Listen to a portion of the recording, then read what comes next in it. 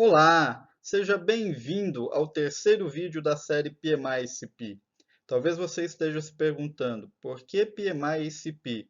Porque atualmente o curso preparatório para o exame PMI-ICP possui o currículo mais completo para a formação do praticante em métodos ágeis, ou para expansão de conhecimento para quem já tem a certificação PSM1 da Scrum Org ou a SF da Exim.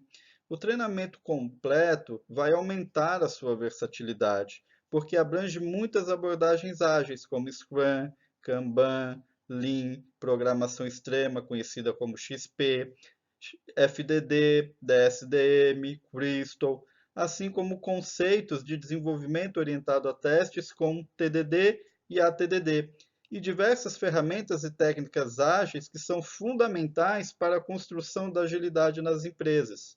Hoje chegamos no segundo capítulo do conteúdo para o exame, entrega orientada por valores. Mas, Wellerson, o que é isso? Aliás, só se fala sobre isso, entregar valor. É verdade. Os métodos ágeis têm como premissa a entrega de valor.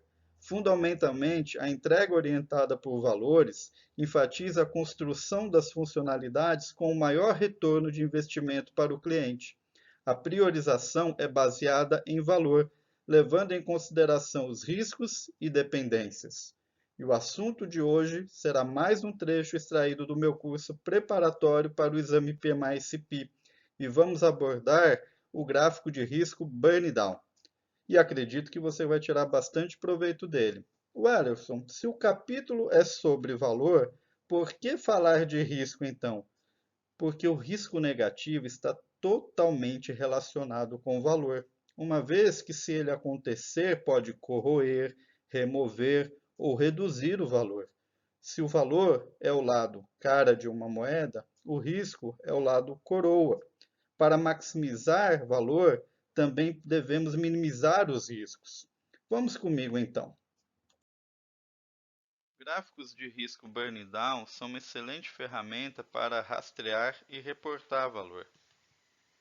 Quando nós queremos ver se a severidade dos riscos, a gravidade dos riscos do projeto estão aumentando ou diminuindo ao longo do tempo, fica difícil de determinar olhando apenas para tabelas.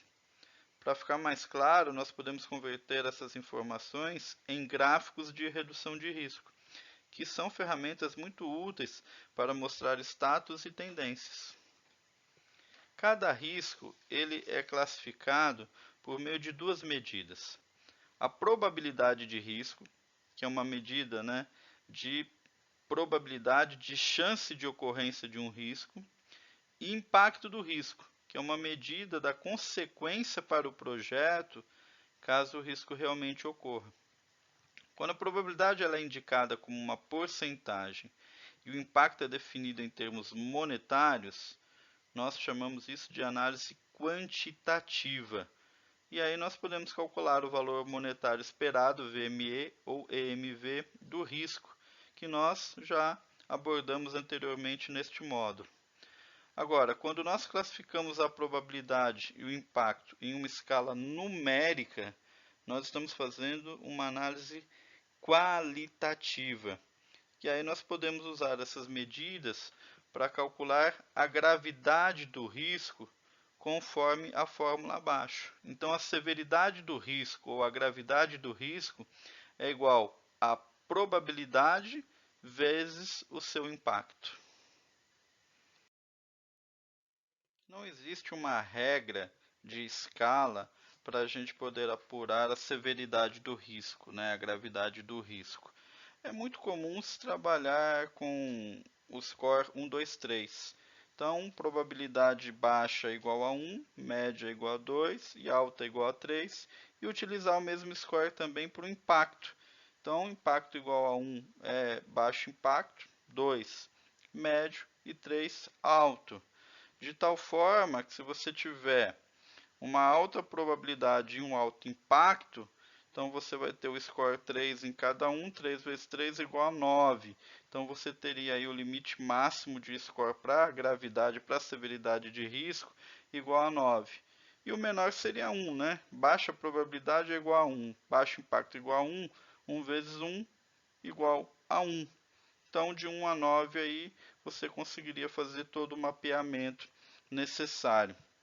Então, por exemplo, alta probabilidade 3 mais um baixo impacto 1, então você teria aí 3 vezes 1 igual a 3. Essa que seria o score, né, da gravidade do risco, da severidade do risco.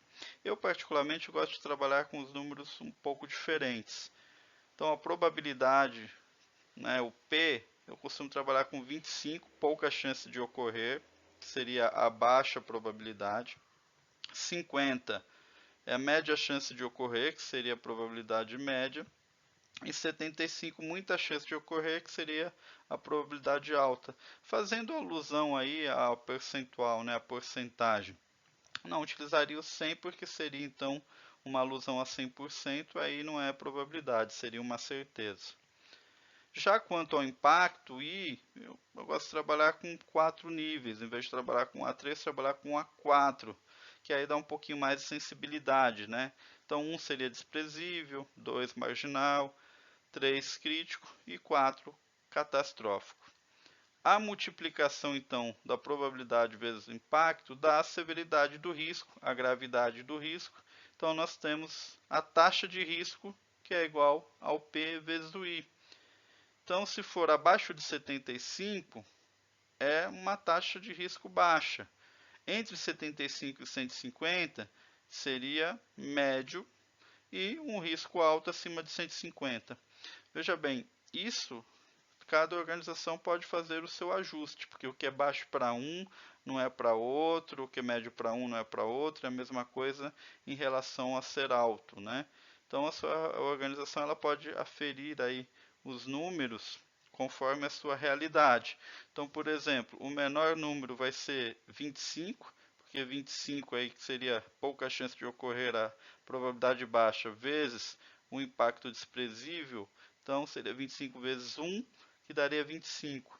E o maior valor seria 300, que é 75, né? Muita chance de ocorrer, uma probabilidade alta, vezes 4, que é um impacto catastrófico, que daria 300. Então, com isso, nós temos todas as informações que nós precisamos para poder ilustrar os perfis de risco. Continuando no nosso exemplo do desenvolvimento de um sistema de computador, e nós vamos precisar, quando for colocar ele em produção, de servidores importados. Então, nós temos um risco identificado, que é essa entrega de servidores importados a tempo, né, de colocar ele em produção conforme a data prevista para o projeto. Então, pode acontecer de ter um atraso nessa entrega, seja pela questão da produção do equipamento novo, ou processo de importação, alfândega, e existe uma probabilidade aí com score igual a 50, então é uma probabilidade média disso acontecer nesse momento. E um impacto igual a 3, que é crítico, não chega a ser catastrófico, porque não chega a inviabilizar o projeto, porque inicialmente pode ser feito um aluguel de servidores, né, aqui até que cheguem os equipamentos importados. Então, nós teremos aí uma severidade, uma taxa de risco, que é a probabilidade vezes o impacto, igual a 50, né, de probabilidade, vezes 3 de impacto, que é igual a 150, que dá uma taxa de risco média. Com o passar do tempo, essa probabilidade pode aumentar, né, conforme vai chegando mais perto da época, novas informações, né, vão aparecendo também, de tal forma que se essa probabilidade aumentar, a taxa de risco também vai mudar. Aqui nós temos o exemplo da tabela de riscos com o histórico aqui de junho a setembro. Então nessa primeira coluna nós temos os riscos identificados, então vai aqui de A a F. O risco B, por exemplo, poderia ser o risco de disponibilidade de técnicos experientes, o risco E aqui, né, o risco de entrega de servidores importados a tempo. Então aqui está de A a F, só para efeitos didáticos, devem conter aqui os riscos identificados em relação ao projeto. Algumas coisas nós podemos perceber aqui, que o risco B ele está diminuindo. Então, no caso aqui da disponibilidade de técnicos experientes, provavelmente a equipe que está alocada, ela está conseguindo adquirir aí conhecimento rapidamente, um domínio em cima do negócio, em cima da tecnologia, está superando as expectativas. Então, consequentemente, o impacto em relação à disponibilidade de técnicos experientes, ele está diminuindo e, consequentemente, a gravidade e a severidade do risco também. Já no caso do risco D, é o oposto, né? Nós temos aqui então a severidade crescendo, ou em função da probabilidade ou do impacto, que também aumentou. Neste slide, nós temos a representação gráfica da tabela anterior. Então, nós temos aqui no eixo X, né, a linha do tempo, que vai de junho a setembro, e no eixo Y, o score acumulado da severidade. Então, fazendo uma análise do gráfico, percebe-se aqui a severidade cumulativa do risco do projeto, que ela diminuiu um pouco, mostrando uma modesta tendência de queda. Se detecta facilmente um novo risco, que é o risco A, e que ele foi avaliado com severidade, né, igual a 100 em agosto e que aumentou para 150 em setembro. Em contrapartida, o risco B, que está, né, logo abaixo aqui, ele diminuiu a severidade de 100 para 50 no mesmo período. Já o risco D, que é essa outra faixa aqui, ela aumentou de 50 para 200 no período entre junho e setembro. Mais uma vez, eu descrevo aqui todas as explicações dadas ali no gráfico, para facilitar na hora que você for estudar a fazer a interpretação. Então, nós vamos passar aqui rapidamente. Então, os gráficos de risco burn down, eles são essencialmente empilhados e são gráficos de severidade cumulativa do risco do projeto. Então, as pontuações de severidade para cada risco, elas são plotadas uma sobre a outra para mostrar justamente o perfil de severidade cumulativa do projeto. Quando os riscos e a sua história de severidade são exibidos neste formato, é muito mais fácil interpretar o status geral de risco e as tendências do projeto. Então, por exemplo, nós podemos deduzir da tendência aí desse exemplo que os riscos do projeto eles estão sendo reduzidos.